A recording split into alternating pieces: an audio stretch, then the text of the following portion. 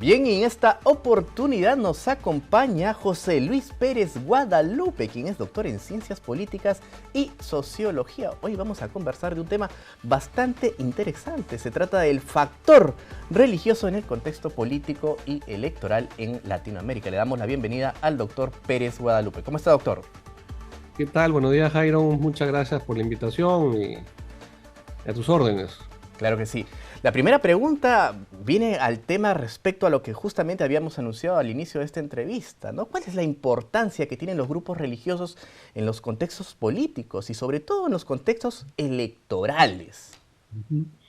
Habría que ver de los nuevos roles que están jugando nuevos actores en la política.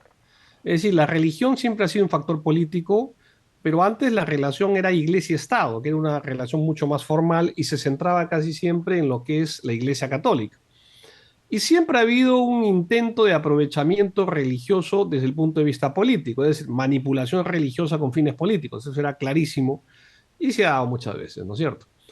Pero ahora lo que tenemos son, en primer lugar, nuevos actores, que son los grupos evangélicos, las iglesias evangélicas, que son una gran multiplicidad y diversidad de iglesias, denominaciones, como quieran llamarse, de tono evangélico. Y en segundo lugar es que ya entran de modo no general, como pueden ser las manifestaciones de la Iglesia Católica o el mismo discurso del cardenal Barreto o el comunicado de la Conferencia Episcopal del día 18 de agosto, sino más bien ya política más partidaria, y con un intento de lo que yo llamo un intento de confesionalizar las políticas públicas. Entonces, ahí sí ya deja de ser un fenómeno eminentemente religioso, el crecimiento de los evangélicos, y pasa a ser un fenómeno netamente social y político. Ya. Ahora, ¿hasta qué punto tienen importancia, relevancia, decisión los grupos evangélicos? Mira, yo vengo estudiando el crecimiento evangélico y la participación política de los evangélicos ya hace más de 30 años. Tengo 10 libros publicados sobre el tema. Entonces, digamos como que nadie se dio cuenta que iban creciendo, ni siquiera la Iglesia Católica, ¿ok? Iban Ujú. creciendo los evangélicos. Es más, cuando ya los censos indicaban el crecimiento evangélico en América Latina, la Iglesia Católica rehusaba creerlos. Un mecanismo de negación claro. Ujú. Igual cuando comenzaron a participar en política en toda América Latina y el quiebre se da entre los 80 y los 90, tampoco lo vieron hasta el 2018. Entonces, Claro. 2018, la primera vuelta en Costa Rica lo gana un diputado, cantante gospel, evangélico, con una agenda netamente religiosa, y esa es la novedad. El mismo 2018, en México, AMLO, López Obrador, se une a un partido evangélico en México, una tradición secular. Ujú. Y en el mismo 2018 también gana Jair Mesías Bolsonaro, ¿no es cierto? Con Ujú. un apoyo mayoritario, no total, de los evangélicos, que al menos tal como indica la Folia de Sao Paulo, sería un poquito lo que inclinó la balanza a favor de Bolsonaro frente a Haddad, que era Claro. el otro candidato. En- Entonces, ahí sí. recién en el 2018 como que la gente dice, bueno, ¿y quiénes son los evangélicos? Claro, ¿Y qué porque hacen en política, no? justo en este escenario viene la siguiente pregunta, doctor.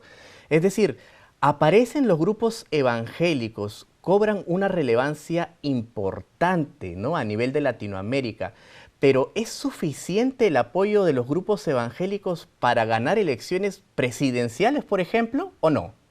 Mira, muy buena tu pregunta, porque sí, sí, a ver, los evangélicos llegan a América Latina cuando se acaba el virreinato, entonces se liberan este continente y comienzan a llegar a mediados del siglo XIX en todos los países en general. Y a finales del XIX ya había iglesias evangélicas en todos nuestros países.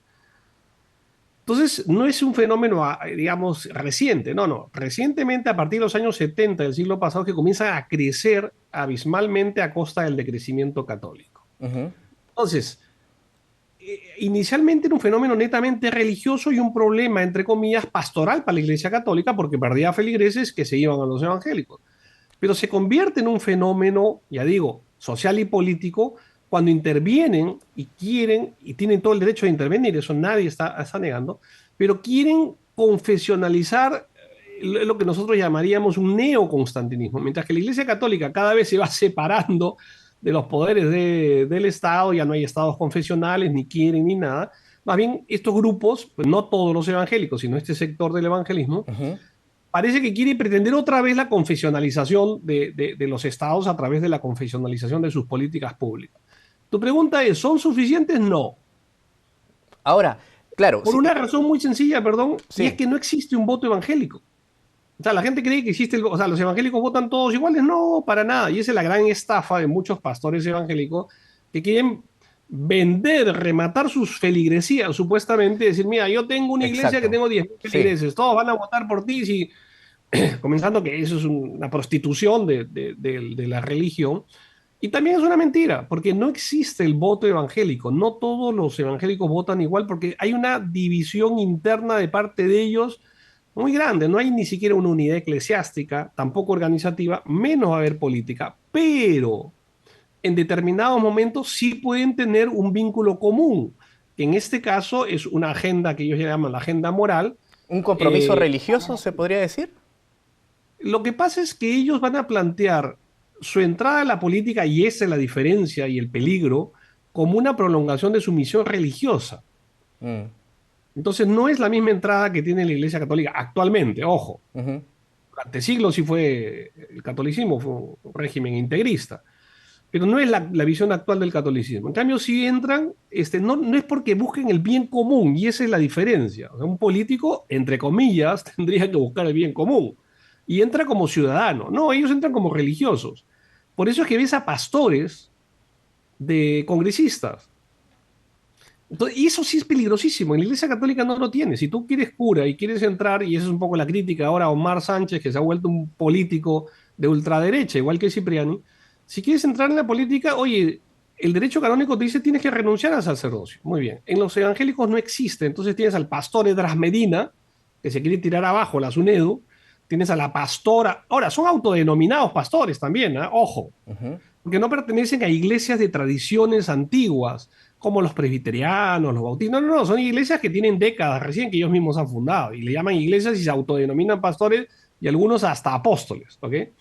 Entonces, bueno, la pastora Milagro Jauregui, ¿me entiendes? Congresista.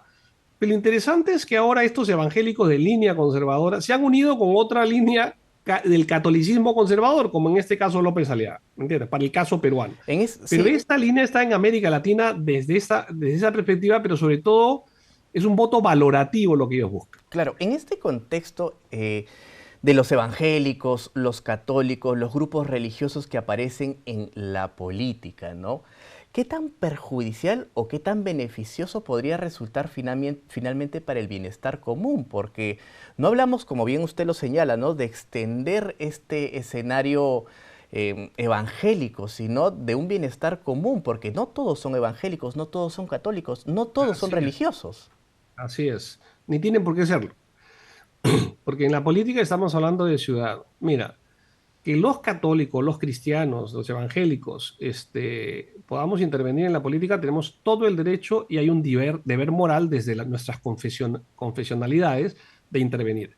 Pero intervienes como ciudadano. No quieres que todos sean católicos o evangélicos. O sea, perdón, te Mm, equivocaste de escenario. El peligro es cuando tú buscas justamente confesionalizar todo un país bajo una supuesta mayoría cristiana, que es lo que está haciendo Bolsonaro.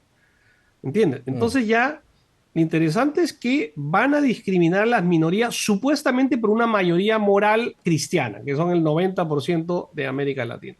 Y lo curioso es que los evangélicos han sido durante décadas discriminados y ahora pasan a ser discriminadores, ¿no es cierto? Entonces todo el que piense diferente, no, somos la mayoría cristiana, y eso lo ves en Bolsonaro, ¿me entiendes? Cuando él plantea que las minorías tienen que se curvar para las mayorías. O sea, tienen que inclinarse, tienen que doblegarse las mayorías. ¿Y a qué mayoría se refiere? A una mayoría, supuesta mayoría cristiana, ¿no es Mm. cierto? Y no reconoce ya el Estado laico. Entonces, es un poco a lo que buscan, y ese es el riesgo o el peligro de cruzar estos dos ámbitos.